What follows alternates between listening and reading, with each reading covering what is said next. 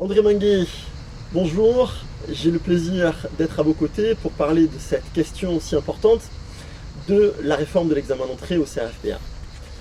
C'est manifestement une victoire pour les instances représentatives de la profession qui appelaient de ses voeux une telle réforme. Et vous êtes particulièrement bien placé pour nous en parler. Est-ce que vous pouvez nous rappeler préalablement pourquoi la profession appelait de ses voeux une telle réforme ?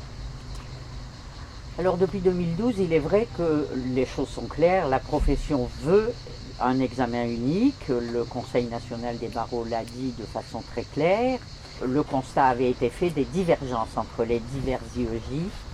Les taux de réussite à l'examen variaient de 13 à 57%, je crois, ce qui est quand même énorme comme divergence, et ce qui entraînait les étudiants à faire des stratégies, des calculs et des choix qui n'étaient peut-être pas très opportuns par rapport à un cursus en choisissant très clairement l'IEJ où ils pensaient avoir les chances de succès les plus importantes.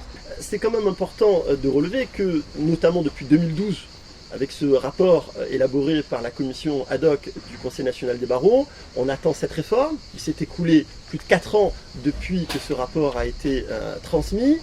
Comment expliquer cette gestation qui, clairement, ne s'est pas faite sans mal? Il y a eu des rapports de force et finalement un arbitrage gouvernemental. Il est vrai que les discussions avec les IEJ, avec les divers éléments représentatifs, n'aboutissaient pas suffisamment rapidement, et il a fallu que les pouvoirs publics, et comme vous l'avez dit, qu'un arbitrage gouvernemental intervienne. Alors, examen 2017, sous réserve bien entendu que les textes qui devraient peut-être paraître cet été, peut-être à la rentrée, on ne sait pas encore très clairement, et sous réserve que les textes le prévoient, on peut peut-être penser qu'il est plus probable que ceux qui soient concernés par cette réforme très concrètement soient ceux qui présentent l'examen en 2018, après s'être inscrits dans les différents IEJ en 2017. C'est une des deux hypothèses, étant précisé que l'examen peut aussi déjà concerner ceux qui vont rentrer en préparation dans le courant du dernier trimestre, si toutefois les textes le texte le prévoit et arrive assez rapidement. Les règles du jeu seraient dès lors posées et connues pour les étudiants qui candidateraient dans ces conditions. Nous serons là dans une situation tout à fait clarifiée. Alors, abordons maintenant la question du contenu de cet examen et des principales avancées et modifications. À l'heure d'aujourd'hui donc, fini les examens différents selon les IEJ, un examen unique sur le plan national, avec des sujets élaborés par une commission nationale, composée paritairement d'universitaires et d'avocats, avec d'ailleurs une absence notable, et que l'on ne peut pas s'empêcher de remarquer, des magistrats. Comment expliquez-vous cette absence des magistrats dans cette commission? Alors écoutez, je ne suis pas dans les instances représentatives désormais, et je ne me l'explique pas, je la constate. Je la constate, alors même que les rapports du CNB et toutes les approches qui avaient été faites intégraient les magistrats. Peut-être est-ce la volonté de rassembler cet examen autour des deux pôles qui sont les pôles constitutifs, l'université et la profession d'avocat, mais je ne peux faire que des hypothèses. Toujours est-il que les magistrats ont toujours participé à cet examen, et il n'est pas question, je crois, qu'ils disparaissent du grand oral, où ils ont bien entendu leur place.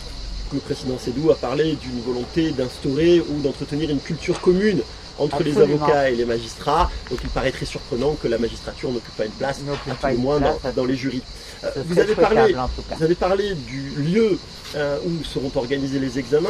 À un moment donné, l'idée est venue de faire en sorte que les écoles d'avocats deviennent centres d'examen. Finalement, ce n'est pas le cas. Les IEJ et donc les universités demeurent centres d'examen. Est-ce qu'on peut y voir là un symbole, ou est-ce que finalement c'est une solution pragmatique au regard des difficultés d'organisation qu'aurait pu rencontrer la profession? L'université qui a toujours organisé cet examen est adaptée et a toutes les compétences et la logistique pour l'organisation des examens. Pour dire les choses simplement, l'université sait faire. Les écoles d'avocats qui sont à la charge de la profession d'avocat organiser cet examen, il y aurait là un coût considérable que la profession d'avocat n'était probablement pas en mesure d'assumer. Donc, solution à la fois symbolique, pragmatique, raisonnable, je dirais, raisonnable. Pour autant, la profession souhaitait, et c'est là une des forces, recentrer un petit peu l'examen en tenant compte des exigences et des réalités de la profession d'avocat, un examen qui certes demeure universitaire, mais qui est davantage professionnel. On le voit notamment avec ce recentrage, tant au niveau des matières fondamentales qui sont censées illustrer la réalité et la diversité de l'exercice professionnel, et tant également au niveau du nombre et des modalités des épreuves. Compte tenu de cet examen, un des objectifs était de le rendre plus adapté à l'exercice de la profession, à l'évidence. Note de synthèse incontournable demeure.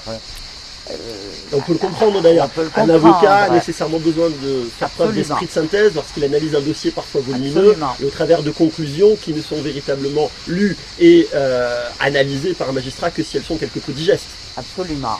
Et au-delà, l'examen est recentré sur une matière fondamentale qui va être caractérisée par l'institution d'un exercice en forme de cas pratique. Cette fois-ci, les choses sont claires. Exit les exercices plus universitaires, la dissertation, le commentaire. Le cas pratique, c'est l'exercice par excellence de l'avocat. On va demander à l'étudiant de montrer ses capacités pratiques à l'exercice de la profession. Peut-être au travers de l'analyse de documents, voire d'un dossier. Alors, c'est dans l'air, pourquoi pas. Ce serait d'ailleurs quelque chose de très très intéressant que, avec ce cas pratique, soit donné un certain nombre de documents qui lui permettent donc de réaliser un exercice qui s'apparente bien à l'exercice professionnel de l'avocat. Ce serait une petite révolution compte tenu de la manière dont les étudiants sont préparés jusqu'ici. Oui, mais peut-être les prépareront autrement. On y veillera en tout cas au sein de ProJuris. On conserve bien entendu l'épreuve reine, le grand oral. On y adjoint une épreuve de langue étrangère, très probablement l'anglais. Mais on a voulu supprimer les autres épreuves que l'on appelait généralement les petits oraux, dont l'objet était les matières optionnelles. Cette suppression, qu'est-ce que vous en pensez? C'est une bonne chose? Cette disparition de ce qui s'appelait trivialement les petits oraux, je ne vais pas la déplorer, ça milite vers un recentrage. Après tout, pourquoi vérifier encore, serait-ce par le biais d'oraux, l'existence de connaissances universitaires qui sont supposées acquises. Ça n'est pas l'objectif de cet examen que l'on veut quand même professionnel. Donc capacité de synthèse, analyse d'un dossier, capacité à mettre en œuvre une argumentation, et puis au sein du grand oral, la connaissance, la capacité de défendre une thèse oralement et la connaissance des droits et des libertés fondamentales. Je pense que ça c'est suffisant pour constituer cet examen qui me paraît bien structuré.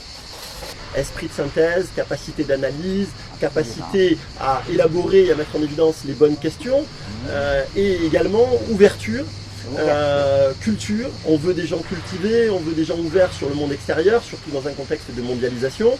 Et ce que le président Seydoux a fait en sorte de résumer en ces quelques mots assez évocateurs, on veut des têtes bien faites plus que des têtes bien pleines. Vous pensez que c'est vraiment là l'avancée majeure? Oui, je pense que c'est l'avancée majeure et c'est là que les souhaits de la profession me semblent remplis. Alors, l'école, bien entendu, ce n'est pas une fin en soi, il faut en sortir. Et la profession d'avocat aujourd'hui est en pleine mutation. Tout ça s'inscrit dans un contexte plus général où la société évolue. On parle notamment d'ubérisation de la société. La profession d'avocat n'échappe pas à ce phénomène. Elle doit s'adapter. Quels sont les conseils, avec votre expérience, avec votre recul, que vous pourriez donner à ceux qui aspirent à devenir avocats dans ce contexte mouvant, changeant, qui peut être source d'inquiétude, mais peut-être aussi source d'espoir, de réussite professionnelle, parce qu'on a parfois peur du changement, mais ça peut être aussi quelque chose d'extrêmement positif lorsque l'on sait s'y adapter. Qu'est-ce que vous pouvez dire à cet égard à nos étudiants? Et d'ailleurs, la profession, vous l'avez observé, a beaucoup changé. Elle a intégré ces mutations. On a modifié nos textes à la fois sur l'exercice, sur la publicité, sur l'avocat se rentre dans le monde moderne. Mais il faut bien sûr qu'il reste, malgré tout, ce qu'on attend de lui, c'est-à-dire quelqu'un de sûr, quelqu'un en qui on puisse avoir confiance. L'avocat, c'est la confiance. S'adapter donc, oui, profiter des nouveaux champs possibles, sans oublier les valeurs essentielles. Sans oublier les valeurs essentielles, ça me paraît être le modeste conseil que la petite légitimité que je peux avoir dans cette profession, par le seul intérêt que je lui porte, eh bien, me donne à leur tour. Ayez confiance et donnez confiance. Merci pour ces mots porteurs d'espoir, André. Merci beaucoup.